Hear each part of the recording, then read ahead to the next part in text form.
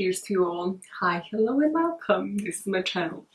It's my channel. It's not a big deal. Yeah.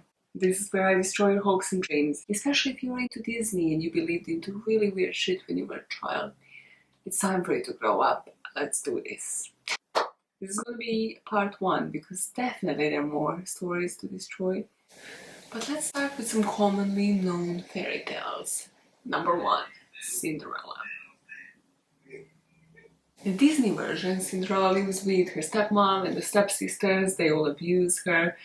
She has a pretty shitty life, and then she hears there's a ball in town.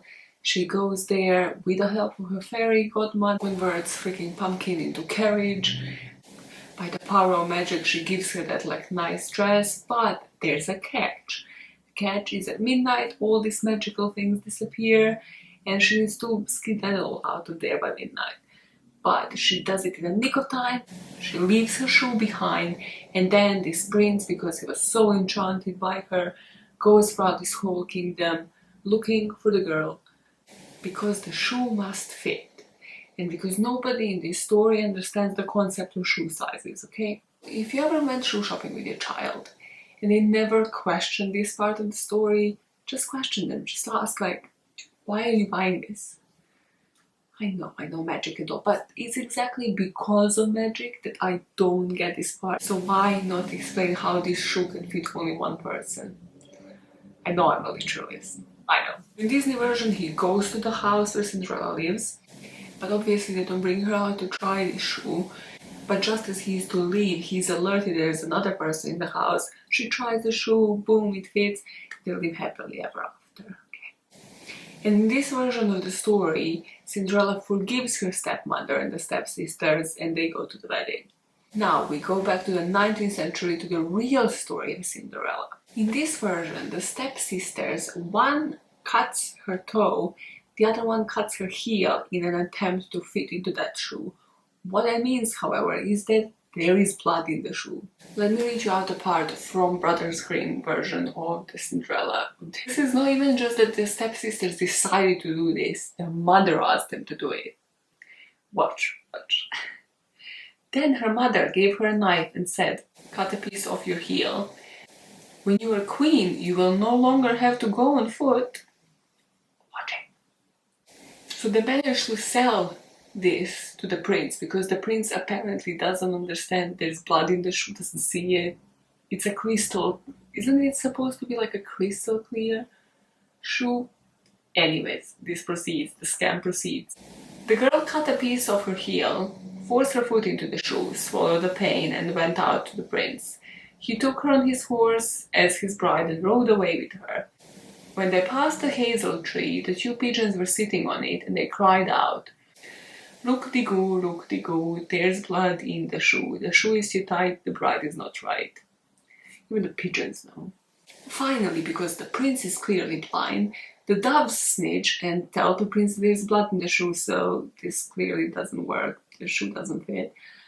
And they tell him the right owner of the shoe is Cinderella. Now, the stepsisters don't stop there. They suck up to her because they want to be at the wedding. But at the wedding, the doves that snitched in the first place peck their eye. So they peck the one eye of the one and then the other eye of the other sister. This is actually how the story ends. These are the last 2 sentences of this original version, okay? Morbid. Slightly morbid. Afterwards, as they came out of the church, the older one was on the left side and the younger one was on the right side. And then the pigeons pecked out the other eye from each of them. Thus, for their wickedness and falsehood, they were punished with blindness as long as they lived. So, I guess the moral of the story, well, you could say Disney moral of the story might be forgiveness. And then here, karma is a bitch. Revenge is best served cold by doves. What do you think? Second story, Little Red Riding Hood. Okay. First of all, I have a problem just with the title of this. It doesn't roll off the tongue, does it? Try to say Little Red Riding Hood 10 times. Try it. You can't. So in the story that you know and love, she goes astray and then the wolf takes a shortcut and she's going to visit her grandma and bring her the goodies. The wolf gets there first, eats her grandma and then just covers himself up in the bed and then she knocks at the door, he tells her to get in, and then there's that like, oh, how big are your eyes, oh, what big arms you have, grandma, because she again clearly can't recognize the human flesh from fur. Logic. But in this story, because it is appropriated for kids, she realizes it's wolf finally. She manages to scream, the huntsman cuts the wolf open, and manages to save the grandma, again because wolf's digestive system is just not functioning properly, okay? So they're both safe and sound. The moral of this story is trust no wolf. And don't be a gullible little bitch. That's it. Now here we actually have multiple previous versions. So Charles Perrault wrote a couple in 1697. So there is one where Little Red Riding Hood actually cannibalizes her own grandmother after the wolf like ripped her apart. So she basically eats her remains. That's the less popular one. The more popular one though is sort of even more bizarre. So in the more popular version, you know how she knocks at the door and she's all like, yeah, what big arms you have. The wolf asks her to get naked and get into the bed with him. And she does. Awkward moment. So let me read you out the rendition of this story from 1697. Put the cake in the little pot of butter upon the stool and come get into bed with me. Little Red Riding Hood took off her clothes and got into bed. She was greatly amazed to see how her grandmother looked in her night clothes and said to her, "Grandmother, what big arms you have." And in this version of the story, needless to say, wolf manages to eat both her and her grandmother. Nobody's saved. Everybody dies. So I guess moral of both of these stories is don't talk to strangers / animals. Don't go into the bed with your grandma naked. Goes without saying. But hey, what do I know? The Little Mermaid. So, Disney version of the plot. Ariel is purring on this prince who is a human and she's a mermaid. If you didn't get that yet. So, she convinces this witch who is Ursula. By the way, one of the greatest villains in Disney, truly. Honestly. So Ariel would go out on the shore and she was famous for her voice. So she would sing and that is what attracted Prince, but then she would skedaddle because she's a mermaid, she's embarrassed of it, whatever. Because she really wants this prince. She convinces this sea witch that's named Ursula to swap the legs for the voice. So she won't have a nice voice no more, but she's gonna have the legs. Perfect. That works like a charm, but she has a deadline, which is that she needs to get a kiss from the prince within 3 days, otherwise, screw it, deal is off, she's a mermaid again. But obviously, there's a catch, and the catch is that Ursula can still fuck with them. So, she comes on the shore singing in Ariel's voice, and the prince is again like, where is my head? Let's go back to the girl that I fell in the first place. She had a voice, I didn't know how she looked like. So, long story short, she doesn't get the prince then, but they manage to kill Ursula. Then Triton basically converts her back from mermaid to human, approves of her marriage to the prince. Everything lives happily ever after. They're on a boat, they depart.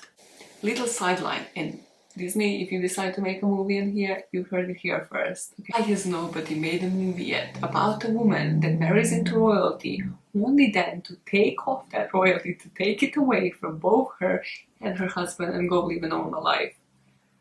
Because female empowerment, nobody wants to talk about it. Disney just wants to make these things where like everybody's dependent on a guy, everything depends on a guy. The guy in this story is only as loyal as his options are. In 1837 version by Hans Christian Andersen, obviously this is going to be a mess. Just say. She trades her tongue, so not her voice, her tongue, for the feet. But even though she does this trade, she can't properly walk on these feet. Like, it feels like daggers when she walks. But she still decides to dance for the prince, even though she's in so much pain. But the prince still falls for like the Ursula or / the voice of the Ursula. Again, Prince's loyalty is questionable. Now, in this story, Ariel is a psycho. She is jealous as hell, so the sisters decide to give her a dagger to kill this prince. As long as she does this, she can still become a mermaid, live down, you know, in the sea with her family. Ariel might be a psycho, but she's not a killer, so she doesn't decide to go through with this. She chickens out, and because she does, by her deadline, she turns into sea foam. So she turned into sea foam, but that doesn't mean she stopped to exist. Now she's this ethereal spirit, she is the goddess of the air. So what does this mean though, is that due to her selflessness, she reached this stage where she just needs to do good deeds for the mankind for another 300 years and then she's gonna reach heaven. How high was Hans Christian Andersen? Just putting it out there. What is this ending? Is there a great ending to any of these stories? So I guess the clear moral in both of these stories though is don't get married to the guy that you never met. Don't do the 3-day fiancé gig. It doesn't work. 90-day fiancé doesn't work. Why would this? Definitely don't change your personality traits for a guy.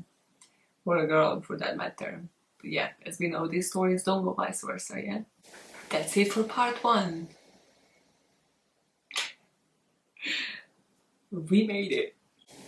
Okay, for the first time in my fucking life, I'm going to leave the comment section open, okay? Be nice. Be nice, YouTube.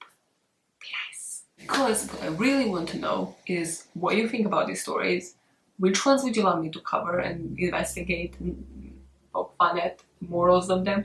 Do you share those stories with your kids, and what age do you start to share them? Also, what do you think about sharing Disney versions with your kids? Did your kid ever pinpoint at the flaws and loopholes in all of these stories? If yes, tell your kid I love them. A relevant person on YouTube loves them. That's all they need in life. Now move on with your day. Think about the decisions that characters in these stories have made and make better decisions. That's it. That's it for me. And I have nothing else to say. So, bye.